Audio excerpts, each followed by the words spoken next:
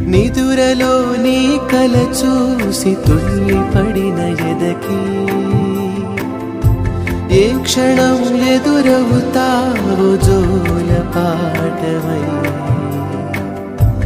ఆకలని అడగక ముందే నోటి ముద్దు నువ్వై ఏ కథలు వినిపిస్తావో జాబిల